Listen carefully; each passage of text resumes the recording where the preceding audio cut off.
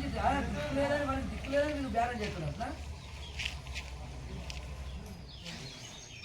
అదే ఈమె చేసి ఒక పని చేయి, 10 గుంటలు ఇచ్చి పెట్టు, 15 గుంటలు.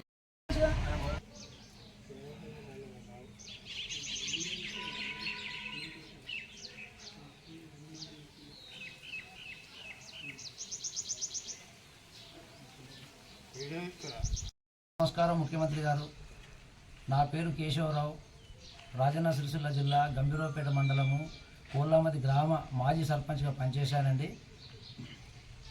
ఈ గత 5 సంవత్సరాల నుండి మేము చేసినటువంటి పనులకు రాష్ట్ర ప్రభుత్వం కానీ కేంద్ర ప్రభుత్వం కానీ మమ్మల్ని అశ్రద్ధ చేసి మాకు నిధులు ఇవ్వకుండా నానా ఇబ్బందులకు గురి చేసింది. కనీసము సర్పంచ్లకు ఇచ్చే గౌరవ వేతనాలు కూడా 2 సంవత్సరాల గౌరవ వేతనాలు కూడా మాకు పూర్తిగా రాలేదండి. మేము చేసినటువంటి పనులకు బిల్లులు ఇవ్వమని కలెక్టరేట్ కార్యాలయాల చుట్టూ డిపిఓ ఆఫీస్ చుట్టూ తిరిగినా కానీ వాళ్ళు పట్టించుకోవడం లేదు.